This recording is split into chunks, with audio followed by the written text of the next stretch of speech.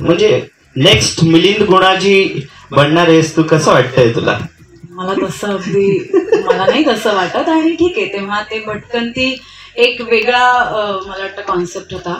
आताच आपलं ही जी कॉन्सेप्ट आहे हे खूपच दुर्गम भागांमध्ये जाऊन ते भाग लोकांपर्यंत आणायचे. खरं तर भटकंतीपेक्षाही मला वाटतं की त्याच्यात एक स्टोरी आहे जे आता आम्ही सिरीज करतोय. सो त्या स्टोरीला जास्त महत्व आहे त्याचं, त्यामुळे भटकंती नाही म्हणता येणार त्याला. पण टू बी ऑनेस्ट त्यानंतर खरं तर असं काहीतरी दाखवण्याचा हा पहिलाच प्रयत्न. इतक्या वर्षांनी कोणीतरी इनिशिएटिव्ह घेतला आणि त्याचा फेस आपल्याला बघायला मिळतोय आणि आपल्याला बघायला मिळणार आहे हे कळल्यानंतर काय फिलिंग होती? काय तुझी पहिली रिॲक्शन काय होती? मस्त, कारण मला तसंही फिरायला खूप आवडतं. अच्छा. आणि जसं मगाशी तू विचारलं सर आला तुम्ही कुठले आहात, तर माझा जन्म खरं भंडाऱ्याचा आहे. अच्छा. विदर्भातला. त्यानंतर एका वर्षात आम्ही जळगावला आलो. जळगावला होते बरेच वर्ष. मग नागपूरला सुद्धा परत गेले. म्हणजे माझं असं अर्धा महाराष्ट्र फिरून एक मेन अगदी असं नाही म्हणता येणार की खूपच गावांमध्ये, कारण यातले असे अनेक गाव आहेत ज्यांची नावं मला स्वतःला पण माहिती नव्हती. अशी गावं पुढे पण येतील. त्यामुळे गावाशी एक संबंध आहे माझा आधीपासून, असं नाहीये. पण बऱ्याच काळ जिल्ह्यात राहिल्यामुळे इतक्या आतल्या गावांमध्ये जाण्याची कधी वेळ येईल असं वाटत नव्हतं.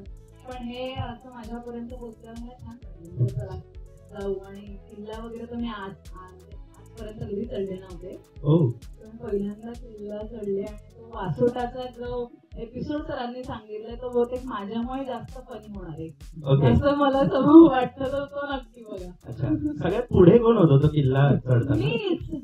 सगळ्यात पुढे तू होती? हो, मग माझ्या पुढे इतर लोक होते पण आमच्या गँगमध्ये ते सगळे. पण तुला ते सांगा, थोडंच 5 मिनिटं उरलंय. काय ते त्या वाक्याकडे नंतर मी दुर्लक्ष कान बंदच केले होते त्यासाठी. म्हणजे 1 तासाला 5 मिनिटं म्हणतायत म्हटल्यावरच संपलं होतं सगळं. ओके.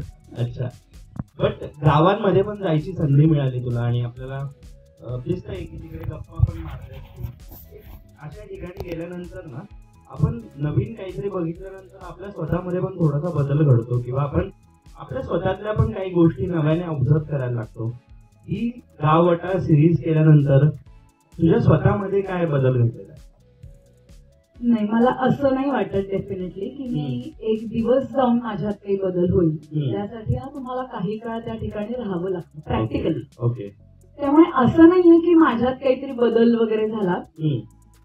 पण अनेक गोष्टी अशा आहेत ज्या आपल्याला खूप सुखासुखी मिळाल्या आहेत त्यांना तिथे नाही मिळत. तर तेवढं ऑब्झर्वेशन तर मला वाटतं आम्ही सगळ्यांनीच ते केलं. आणि ज्या लोकांनी आधी रिसर्च केला त्यांना तर म्हणजे ती जागा आवडण्याचं कारणच ते होतं की इथे काय नाहीये हे आपण दाखवू शकतो.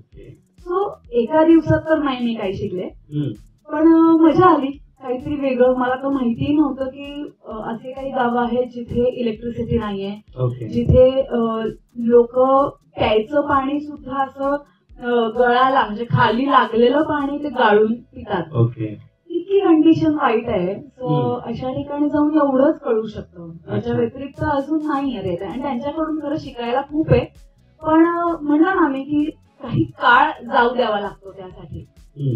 नो डाऊट तिथले लोक खूप उत्सुक असतात आमच्या म्हणजे सगळ्यांशीच बोलायला. त्यांना असं आले आता आम्ही काय सांगू आणि काय नको इतकी बडबड करतात ती सगळी लोक. तर ते फिल्टर नाहीये त्यांना आणि ती भिंत नाहीये, which is very good. So ही गोष्ट डेफिनेटली मला. बरेच लोक अशा असतील ज्यांनी तुला पुन्हा एकदा म्हाळसा म्हणून पण ओळखलं असेल ना? नाही, काय बोलते? हो, प्रश्नच नाही. कारण तो लुक वेगळा आहे. म्हणजे फरक पडतो ना. म्हणजे साडी नेसणं, आंबाडा वगैरे ते लुकच वेगळा आहे.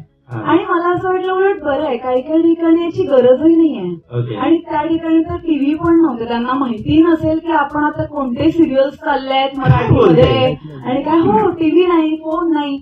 उलट छान आहे अशा ठिकाणी. मी तुला प्रत्येकाला म्हणेल की 4 दिवस अशा ठिकाणी जाऊन राहा जिथे टीव्ही नाहीये, फोन नाहीये. आणि तुम्हालाही लक्षात येईल की फक्त निसर्ग आणि मी ते कनेक्शनच वेगळं होतं. सो तुलाही रेंज नसेल ना तिथे मोबाईलला? मला रेंज होती मोबाईलवर. थँक्यू सो मच सांगितल्याबद्दल. पुण्याचे हे आहेत.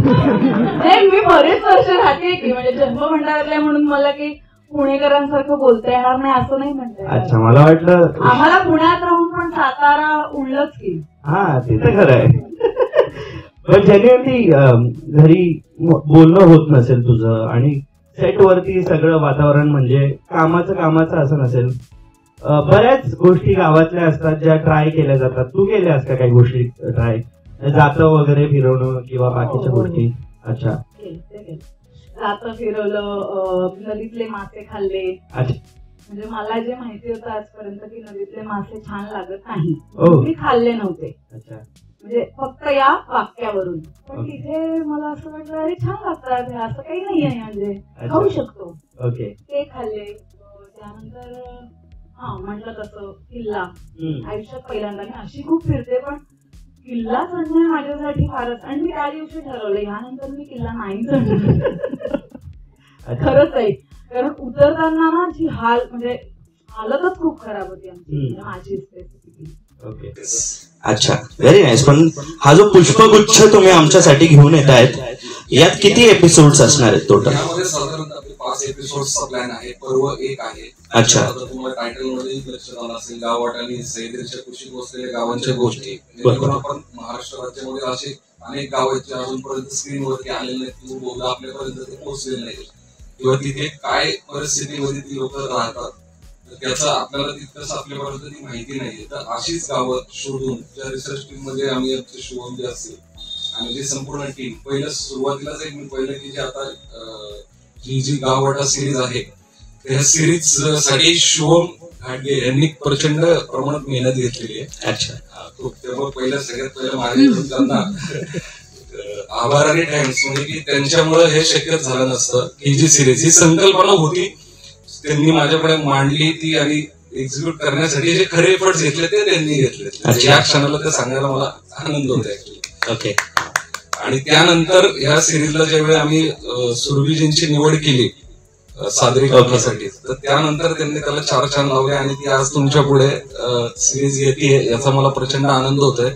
म्हणजे अनुश्री फिल्म्सनी मागील काळामध्ये बरेच काही प्रोजेक्ट केले ज्यामध्ये गाणे असतील किंवा शॉर्ट फिल्म सारखे विषय असतील. पण यावेळी थोडंसं आम्हाला नवीन वर्षाची सुरुवात ही वेगळ्या पद्धतीने करायची होती आणि ती आता ह्याच पद्धतीने पर्व 1च्या रूपात आपल्या पुढे आलेली आहे. भविष्यात देखील आपण नवनवीन जे काही वेगळं करता येईल, त्यातनं आपला महाराष्ट्र अधिक जेवढा सुंदर आहे तो अधिक सुंदर पद्धतीने कसा एक्सप्लोर करता येईल त्याचा प्रयत्न आमचा निश्चित राहील. Very nice.